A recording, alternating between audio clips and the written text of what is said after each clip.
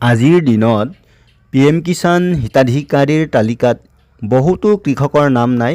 PM Kisan সন্মান নিধি যোজনাৰ 2025-26 বৰ্ষত কৃষকৰ হিতাধিকাৰীৰ তালিকাৰ পৰা বহুতো কৃষকৰ নাম নতুনকৈ আকৌ কাটি দিয়া হৈছে বা তালিকাৰ পৰা ডিলিট কৰা হৈছে নামবোৰ। নমস্কাৰ কৃষক বন্ধু বান্ধৱীসকল, আশা কৰোঁ ভালে আছে। প্ৰথমে ডিজিটেল ভক্ত ইউটিউব চেনেলৰ পৰা আপোনালোক সকলোকে ৱেলকাম জনাইছোঁ। আপোনালোক সকলোৱে জানে PM কিষাণৰ 19 নম্বৰ কিস্তিৰ ধন যোৱা 24 ফেব্ৰুৱাৰী তাৰিখে প্ৰায় সকলো কৃষকে লাভ কৰিলে। এতিয়া কৃষক বন্ধু বান্ধৱীসকল PM কিষাণৰ 20 নম্বৰ কিস্তিৰ বাবে সকলোৱে অপেক্ষা কৰি আছে। কিন্তু এইবাৰ 19 নম্বৰ কিস্তিৰ ধন মোকলাই দিয়াৰ পিছৰে পৰা কেন্দ্ৰ চৰকাৰৰ কৃষি মন্ত্ৰালয়ে দেশৰ সকলো ৰাজ্যৰ কৃষি বিভাগৰ কৰ্তৃপক্ষলৈ কঠোৰ নিৰ্দেশ প্ৰেৰণ কৰিছে।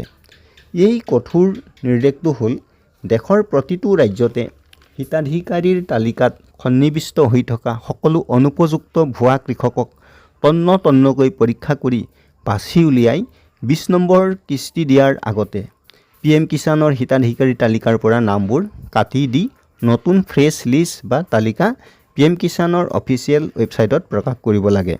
বৰ্তমান কৃষি মন্ত্ৰালয়ৰ নিৰ্দেশ অনুসৰি পুনৰ এবাৰ তন্নকৈ কৃষকৰ নামবোৰ পৰীক্ষা কৰি সকলো ৰাজ্যৰ কৃষি বিভাগবোৰে পুনৰ নতুন তালিকা প্ৰকাশ কৰিছে।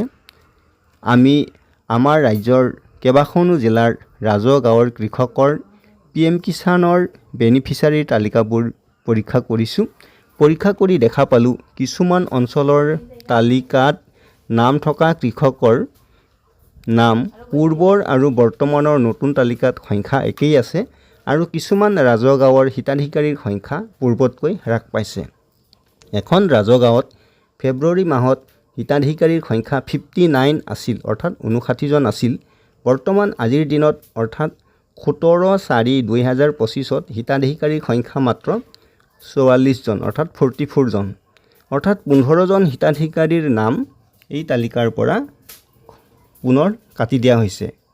এইকেইজন কৃষি বিভাগৰ মতে অনুপযুক্ত ভুৱা কৃষক।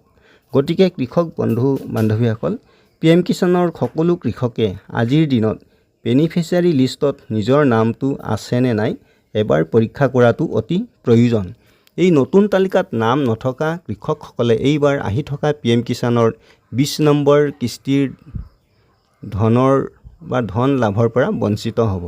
আপোনালোকে সকলোৱে জানে PM কিষাণৰ হিতাধিকাৰীৰ তালিকাত নাম কেনেকৈ চেক কৰে। নজনাসকলক পুনৰ কৈছোঁ, প্ৰথমে মোবাইল স্ক্ৰীণত থকা যিকোনো ব্ৰাউজাৰত গৈ আপোনালোকে pmkishan.gov.in ক্লিক কৰি PM কিষাণৰ ৱেবছাইটটো অপশ্যন মতে গৈ থাকিলে আপোনালোকে এনেধৰণে দেখা পাব। তাৰপিছত তললৈ স্ক্ৰীনটো যদি আপুনি স্ক্ৰল ডাউন কৰি গৈ থাকে, তলত দেখা পাব হিতাধিকাৰী তালিকা, এনেধৰণৰ অপশ্যন এটা দেখা পাব। এই অপশ্যনত ক্লিক কৰি দিব। ক্লিক কৰাৰ লগে লগে এনেধৰণৰ আপোনাৰ তাত লাভৱান তালিকা বুলি দেখাব, অৰ্থাৎ বেনিফিচিয়াৰী লিষ্ট এইটোৱে হয়। অৰ্থাৎ বেনিফিচিয়াৰী লিষ্ট চাবলৈ হ'লে এই অপশ্যনটো আহিব। এই অপশ্যনটোত আপুনি প্ৰথমতে ষ্টেট চিলেক্ট কৰিব লাগিব, তাৰপিছত ডিষ্ট্ৰিক্ট, তাৰপিছত চাব ডিষ্ট্ৰিক্ট, তাৰপিছত ব্লক আৰু আপোনাৰ গাঁও, অৰ্থাৎ ৰাজহ গাঁও। আপুনি নিজৰ ৰাজহ গাঁওটো আপুনি চিলেক্ট কৰি অপশ্যনত ক্লিক কৰিলে আপুনি আপোনাৰ লিষ্টত নাম আছেনে নাই চাব পাৰিব। এয়া দেখিছে লাভৱান তালিকা। ইয়াত আপুনি ৰাজ্য নিৰ্বাচন কৰিব লাগিব। যদি আপুনি এই ৰাজ্যত ক্লিক কৰি দিয়ে তেনেহ'লে ইয়াত কেইবাখনো ৰাজ্য নাম দেখা পাব আমাৰ দেশৰ, আৰু সেইটোত দেখা পাইছে, সেইটোত আপুনি আমাৰ অসম ৰাজ্য, সেইকাৰণে অসমত ক্লিক কৰিলোঁ। তাৰপিছত জিলা, আপুনি নিজৰ জিলাটো চিলেক্ট কৰি ল'ব। মই ইয়াতে যিকোনো এটা জিলা চিলেক্ট কৰিব বিচাৰিছোঁ। হোজাই জিলা চিলেক্ট কৰিছোঁ। তাৰপিছত উপজিলা আছে, অৰ্থাৎ চাব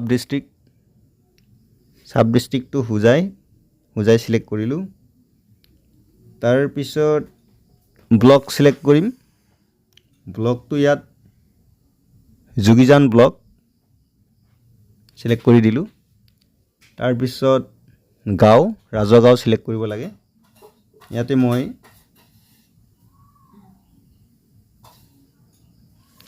নিজৰ ৰাজগাঁও সিলেক্ট কৰিব লাগিব আপুনি আলীনগৰ সিলেক্ট কৰিছোঁ ৰিপৰ্টত ক্লিক কৰাৰ লগত ৰিপৰ্টত ক্লিক কৰাৰ লগে লগে এনে ধৰণৰ আপোনাৰ লিষ্টটো ওলাই যাব আপুনি সেই লিষ্টত আপোনাৰ ৰাজগাঁৱত কিমানজন আছে গোটেইটো চাব পাৰিব ইয়াত মাত্ৰ 13 জন দেখুৱাইছে যদি নাম কটা গৈছে তেনেহলে আপোনাৰ নাম ইয়াত নাথাকিব আৰু যদি আছে তো নিশ্চয় ইয়াত থাকিব ইয়াত এই নতুন লিষ্টত নাম থাকিলেহে আপুনি আহি থকা 20 নম্বৰ কিস্তিৰ ধন লাভ কৰিব গতিকে বন্ধু বান্ধৱীসকল এনে ধৰণে আপুনি আপোনাৰ নামটো আছে নে নাই PM কিষাণৰ ৱেবছাইটত গৈ চেক কৰি চাব পাৰিব আপোনালোকে সকলোৱে এনে ধৰণে চেক কৰি চাব